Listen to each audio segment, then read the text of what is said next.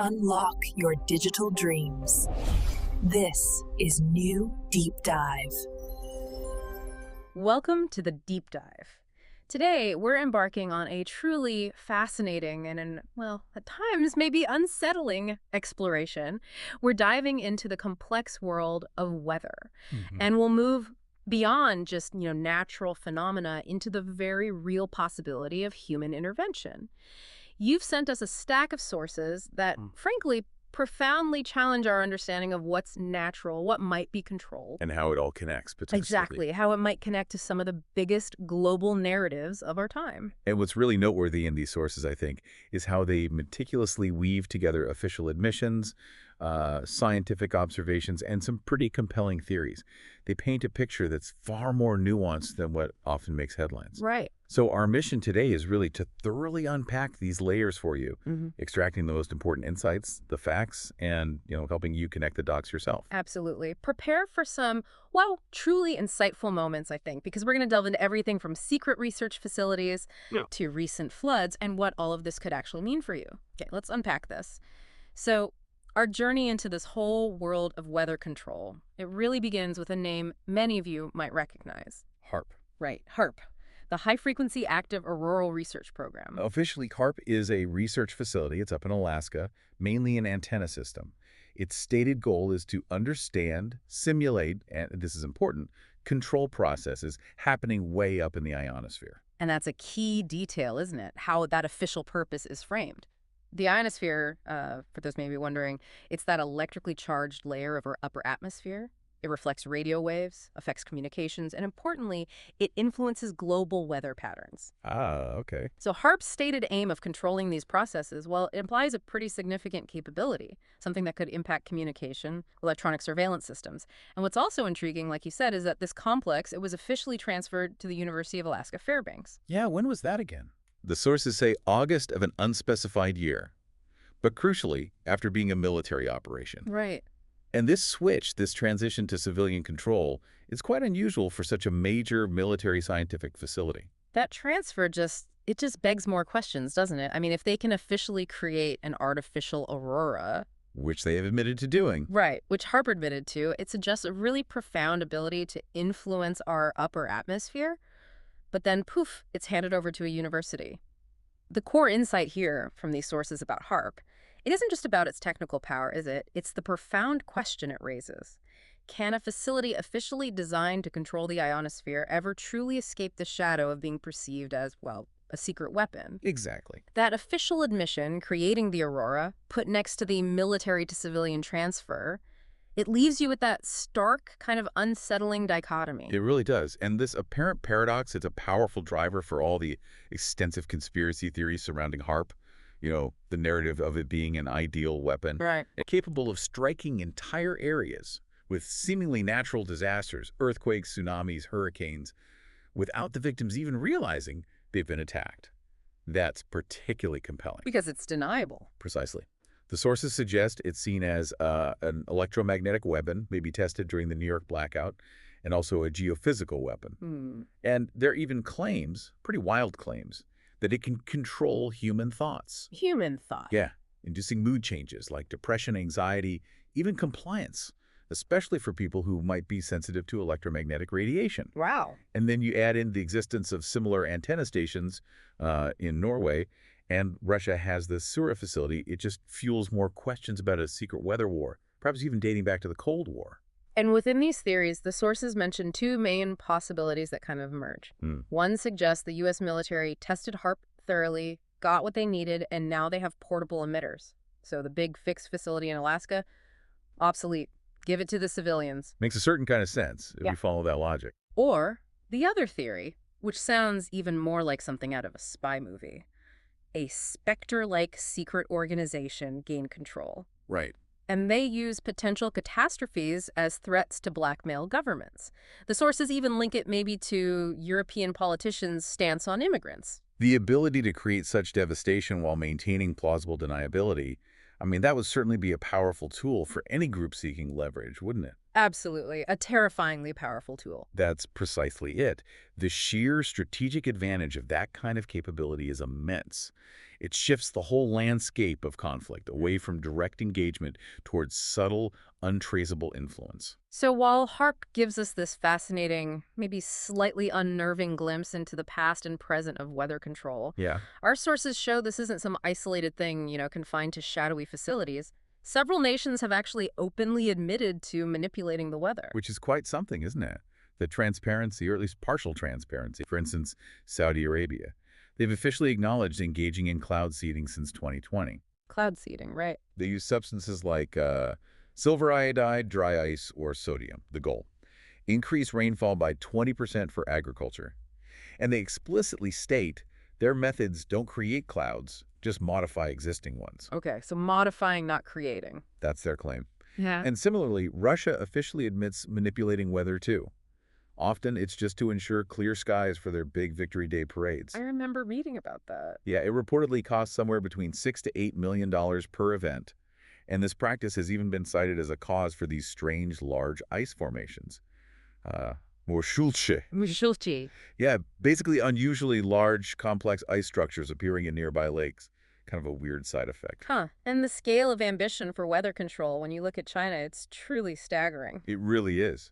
By 2025, they aim to have an advanced weather control system, And the goal. transforming the Tibetan Plateau into fertile land, potentially generating an astounding 5 to 10 trillion cubic meters of rainwater annually. Trillion. That's hard to even comprehend. It's massive. Yeah. And what's even more striking, the sources indicate China actually acquired much of its modern weather modification tech from the U.S. initially, Oh, interesting. and then significantly improved upon it. Okay, so placing this in the global narrative, these official admissions, they really challenge the whole notion of natural weather events, don't they? Absolutely. Consider Madagascar. The government-owned water and electricity company there officially admitted to overseeding clouds. They were trying to combat high temperatures What? and inadvertently cause floods. Oh, wow. So it backfired.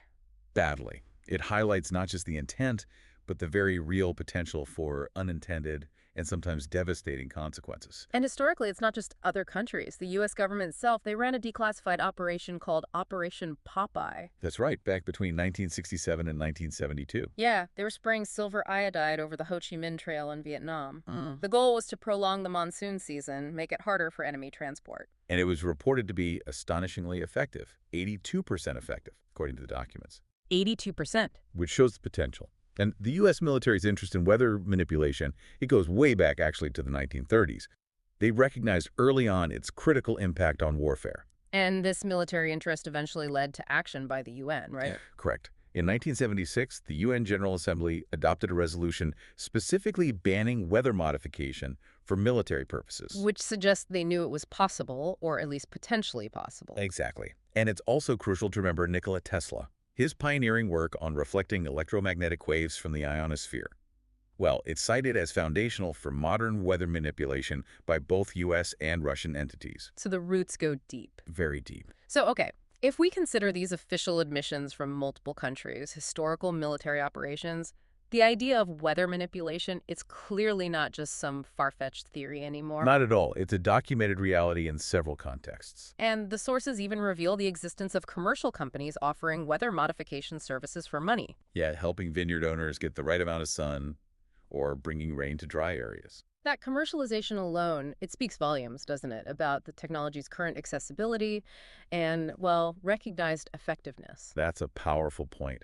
The very existence of these technologies, from state-sponsored programs right down to commercial services, it really encourages us, or should encourage us, to critically question our assumptions when we see extreme or just anomalous weather patterns. Especially in regions with geopolitical tension. Precisely. Always asking why and who benefits. Yeah. So beyond the official statements and the historical documents, the actual data, the observations, they seem to be telling a really compelling story too. Yes, one individual mentioned in the sources, Mikush, he's collected 22 years of weather data. 22 years, wow. And he highlights a series of striking anomalies. Things like sudden climate shifts, September snow in Poland, for instance, September snow. or extremely warm winters in Europe, particularly the 2022-2023 winter, which you remember was geopolitically vital because of the energy crisis. Right, everyone expected it to be freezing. Exactly. And conversely, harsh winters seem to kind of reverse and shift over to the U.S., Places like New York, Chicago, experiencing temperatures down to -40°C. -40. He suggests this points towards manipulation of jet streams or Arctic currents. That's a profound observation. And when you combine these detailed, long-term data collections by individuals Right. with the official statements and the declassified documents, it really lends significant weight to the idea that human activity, whether it's intentional or maybe just accidental, is influencing weather on a scale we previously couldn't have imagined. Miatos also notes a significant increase in orkans. These are very strong, widespread winds in Europe, happening almost annually now. Oh, nearly. Yeah, with recorded speeds up to 220 kilometers per hour in Katowice, Poland. That's a considerable escalation in both intensity and frequency. And it gets even more specific, doesn't it? He talks about patterned weather. Yes, like the year 2013 being unusually cloudy in Poland. And an ongoing trend he's observed of rainy weekends, but sunny weekdays, especially in Silesia. Rainy weekends, sunny weekdays. That's oddly specific. And consistent over years, he claims, suggesting non-natural causes, maybe even economic motives. Encourage weekday spending, perhaps? Huh. That's a thought. He also highlights extreme heat events. Australia, for example, experiencing a 10 degrees Celsius increase in standard summer temps over just 5 years. 5 years. That's incredibly fast. Exactly, between 2015 and 2021. Reaching over 50 degrees Celsius, that rapid change is, well, it's very hard to explain as purely natural. And hurricanes. Observed anomalies there, too. Simultaneous Category 5 hurricanes across different oceans. Dorian in 2020 was one example, and sudden, unexplained changes in their paths or intensity near populated areas. Like Dorian weakening near Florida. Exactly. Dorian weakening and changing course right near Florida. And those regional disasters mentioned, the timing is particularly unsettling. Very. The severe Pakistan floods, remember, a quarter of the country underwater. Yeah, devastating. Happened at the same time as the Yangtze River in China was drying up. That coincidence, it certainly hints at the potential for large-scale, localized weather control, doesn't it? It raises questions. Yeah. And then there's this anecdotal but compelling story from a local woman near Mont Blanc. Oh, yeah. She claimed weather modification was used to prevent hail damage to grape crops, resulting in consistent, non-damaging thunderstorms, but specifically without hail. Interesting. Protecting the harvest. So the cumulative effect of all this data, Mika's and others, is this picture of an increasing number of localized, intense, and often just plain weird weather events happening globally. And it profoundly challenges that conventional understanding of climate change as solely an outcome of CO2 emissions. So yeah, these aren't just isolated incidents anymore. They're patterns observed over decades, some with this uncanny regularity. This is starting to paint a very detailed and, frankly, quite compelling picture. And these observations, they lead us directly into a specific and highly controversial case study, the 2024 Polish flood. Our sources highlight this stark narrative divide between the official reports and the reality people experienced on the ground. Right. Initially, the reports say mainstream media and politicians in Poland were hyping the flood as like an Armageddon scenario. Okay. But then, when it actually became a catastrophic reality, they significantly downplayed it. That's a strange reversal. It is, and it contrasts sharply with accounts from local residents like this Conrad mentioned in the sources, who lives near the flood zones.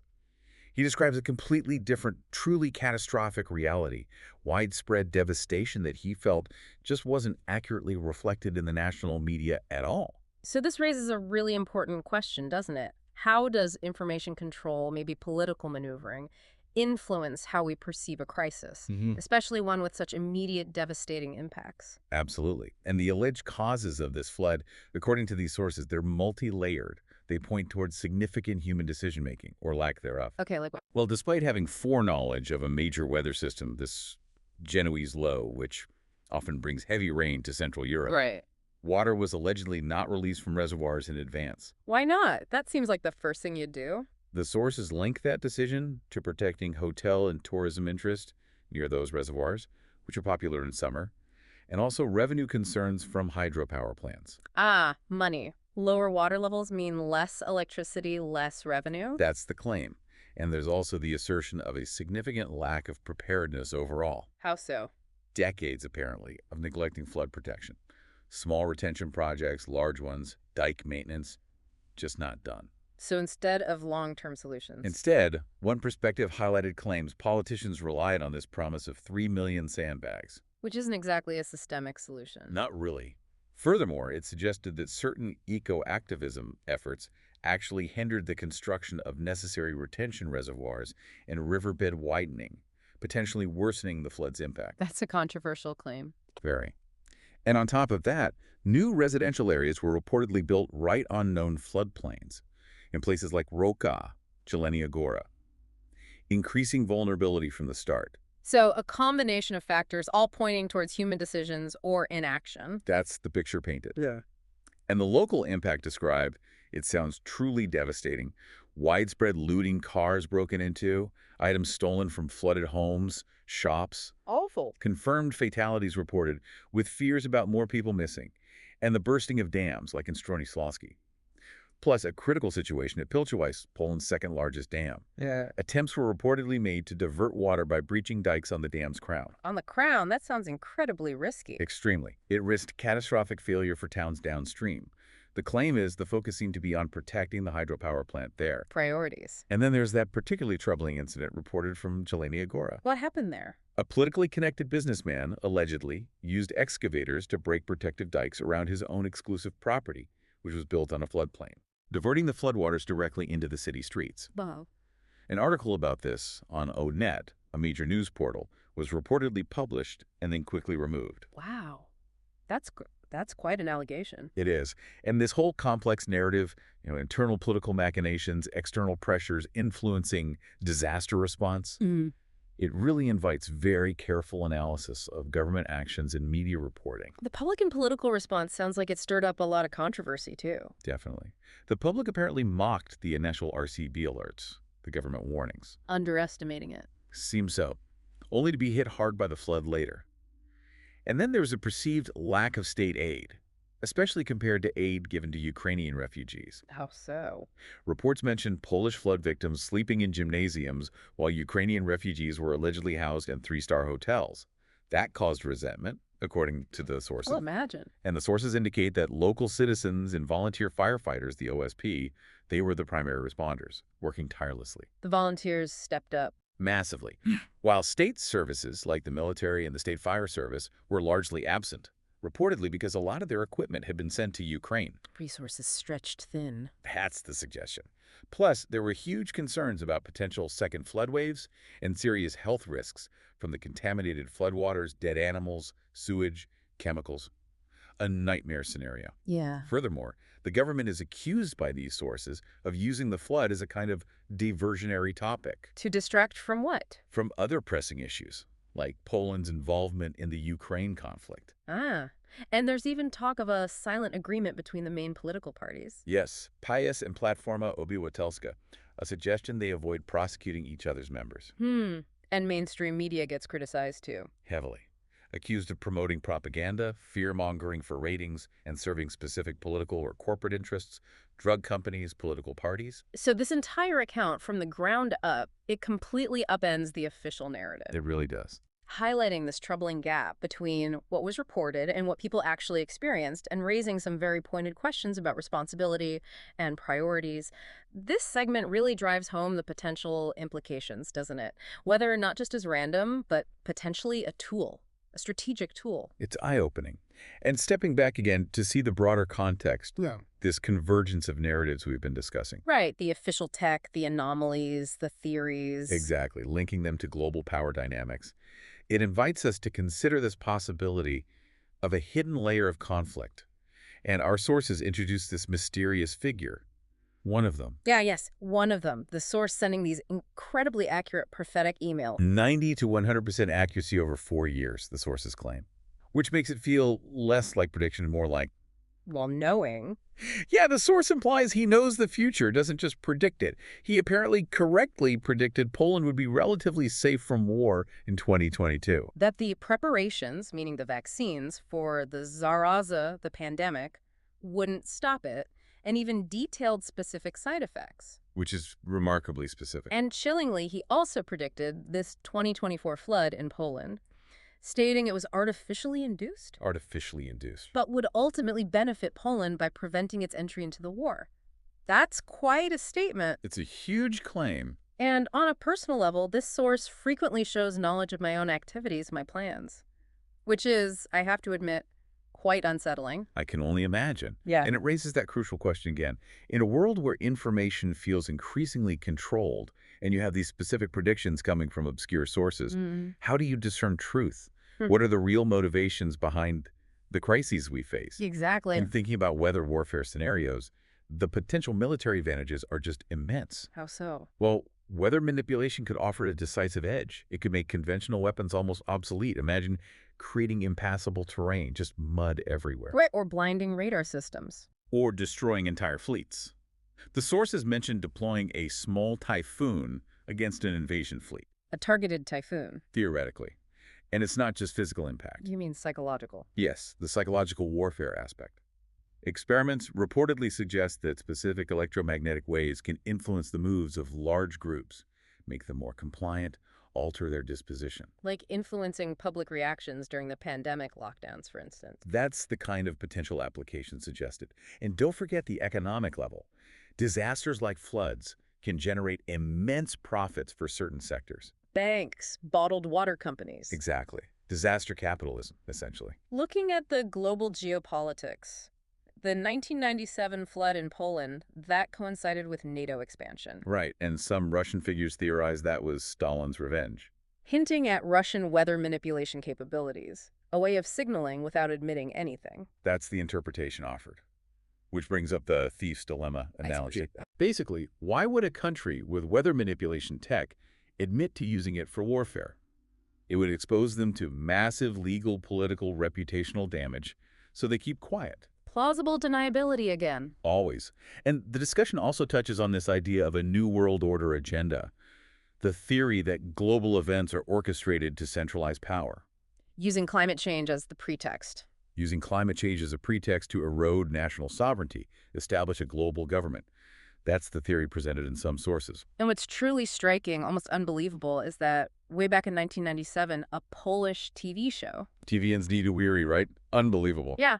They actually discussed HAARP and the possibility of weather manipulation, almost prophetically. The program explicitly stated, didn't it, that if such tech existed 30 years prior, it was certainly possible then, in 97, and that both the U.S. and Russia likely possess such capabilities. For that kind of information to be discussed openly decades ago, it just deepens the mystery, doesn't it? And invites so much more scrutiny.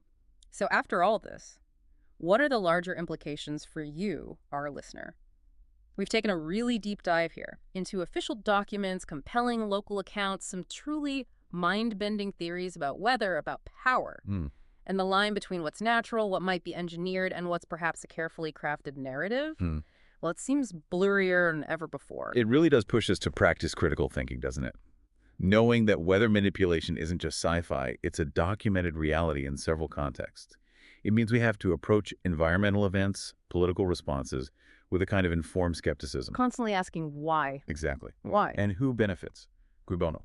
And that's precisely what we want you to take away from this deep dive. As you go about your day, just think about this. If weather can be subtly controlled, maybe for economic or military gain, and if official narratives can be manipulated, how might this shape our perception of major global events? And what role do you play, personally, in seeking out the underlying truths?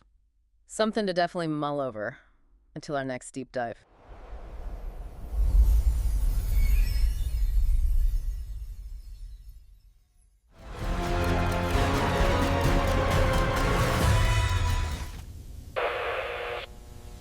Subscribe to New Deep Dive.